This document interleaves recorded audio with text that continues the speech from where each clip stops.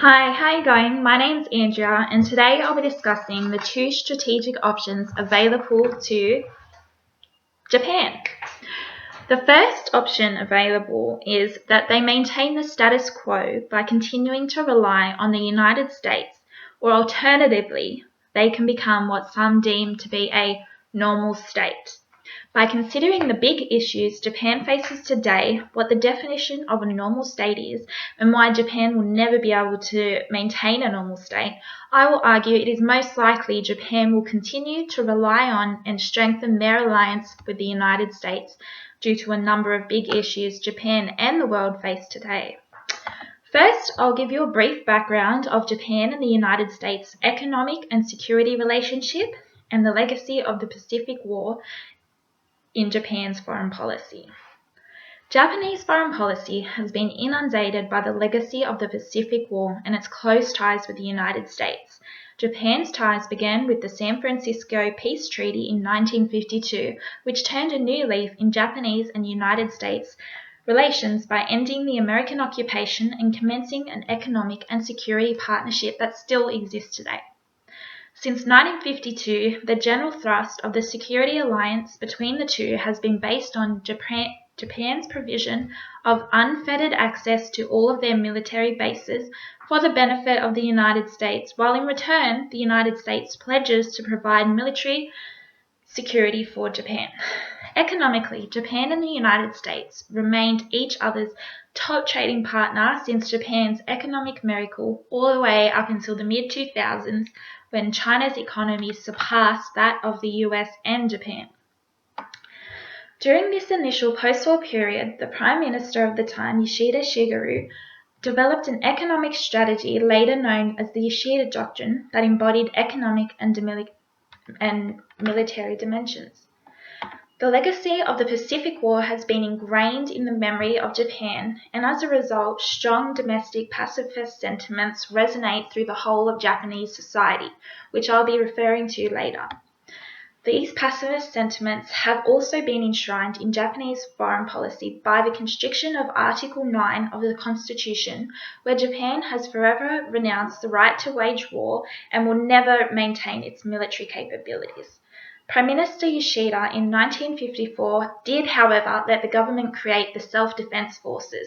This was in the context of a growing security concern in the region over the Korean Peninsula's division, and because of the expansion of Soviet and Chinese militaries in the Cold War climate. The Japan and US alliance has served in the Asian region as one of the most important military relationships existing to present day, and most significantly, it acts as a strategic cornerstone, allowing the United States to maintain a security presence in the Asian region. This was reflected in the 1960 Treaty of Mutual Cooperation and Security, where Japan granted unfettered access to the United States to access all of Japan's military bases in exchange for the United States to pledge to protect and defend Japan in the rise of any military threats, which is a form of Japanese policy based on the military dimension of the Yoshida Doctrine. This treaty was brought to life during the Gulf War and the Iraq War, and during many of the natural disasters that have struck Japan, including the 2011 Tohoku earthquake, where the US gave Japan significant human resources and financial aid to get out of the struggle. The big issues facing Japan today are Japan's continued economic decline and aging population crisis, which will then lead me to my second point, the rise of China. My third point is popular support for the continuing Article 9, of the Constitution by the government and the population. And then lastly, the threat of North Korea. The first issue I'll talk about is China. China is becoming increasingly unpredictable by building upon its military capabilities.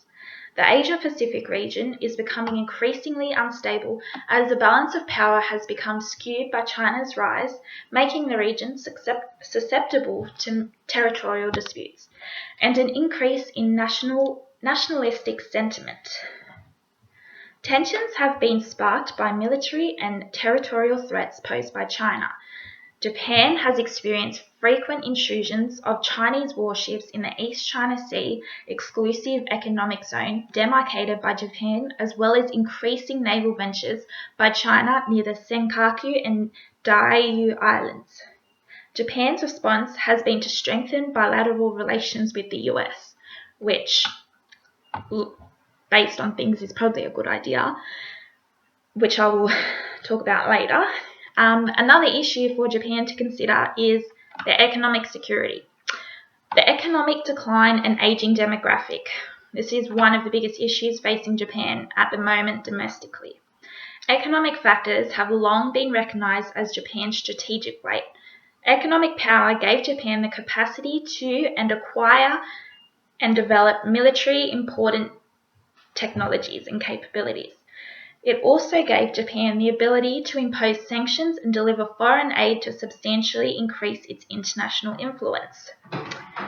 However, Japan has been in serious economic decline for the last 2 decades, which have been characterized by negative annual growth rates and economic stagnation. Japan is stuck in a deflationary crisis and is deeply in debt, giving it the weakest fiscal position out of all developed countries.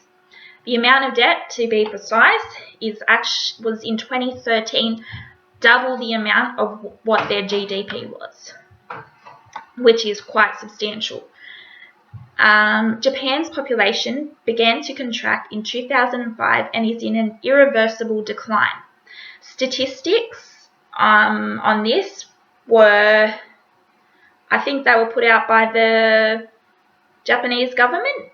I'm not sure which department, but there was estimates that by 2050 there will be 75 elderly people for every 100 workers.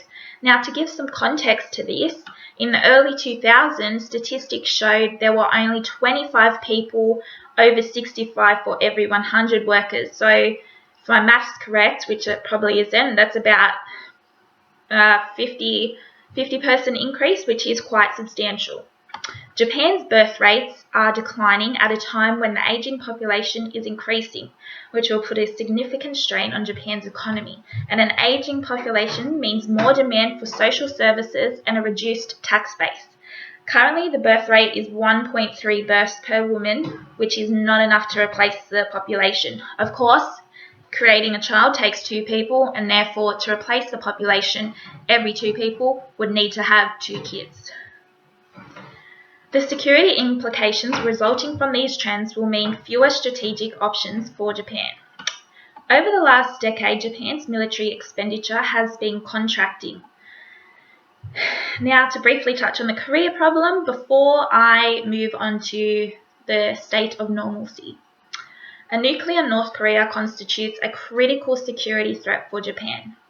After the 1993 withdrawal from the Nuclear Non-Proliferation Treaty, NPT, the North Korean nuclear and missile program has been a destabilizing factor, frequently serving as a cause for intensifying tensions. It has ignored the United States Security Council sanctions repeatedly. For instance, following the United Nations Security Council, I'll shorten that for you, UNSC, resolution in 2087 in January 2013, North Korea performed nuclear tests in February 2013, so exactly a month later. Together with the nuclear issue, North Korea's ballistic missile developments concerning enhancement of capabilities, transfer and proliferation pose a serious concern. This report was given out by the Ministry of Defense in 2014. In light of these big issues, it is in Japan's best interest to maintain its security alliance with the United States,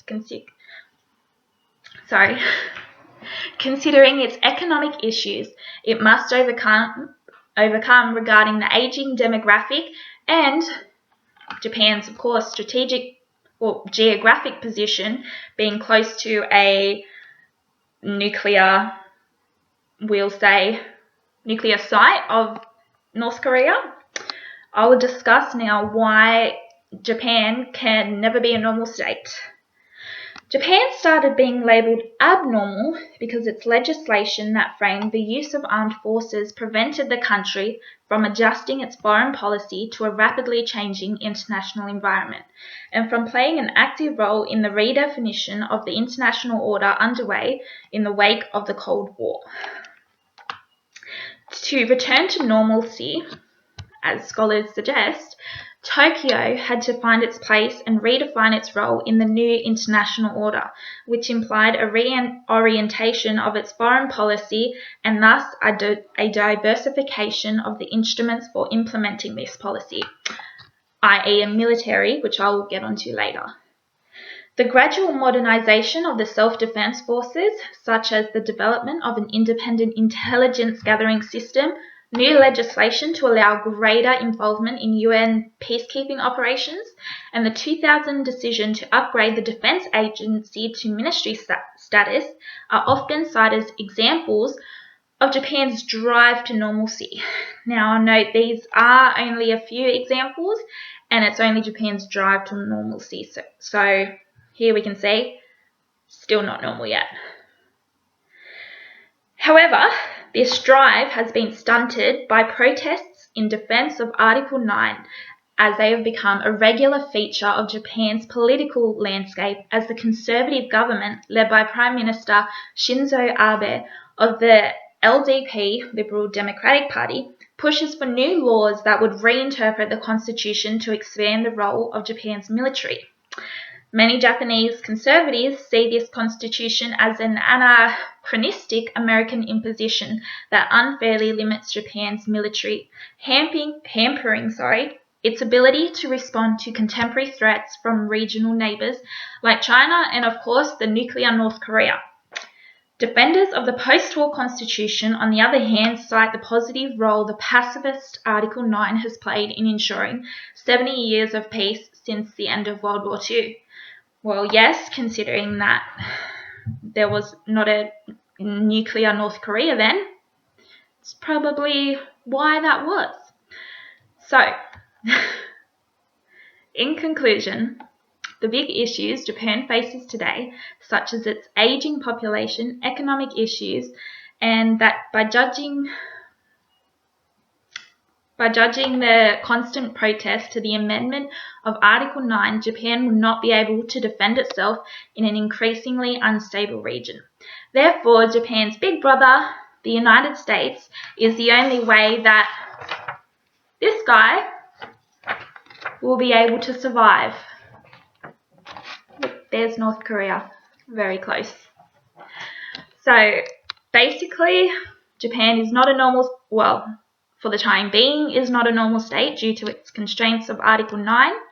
The big issues Japan faces today are an aging population, economic decline, nuclear North Korea, and the rise of China. So I would like to thank you all for listening to this presentation and hope that you learned something and hope that you enjoyed. Thank you.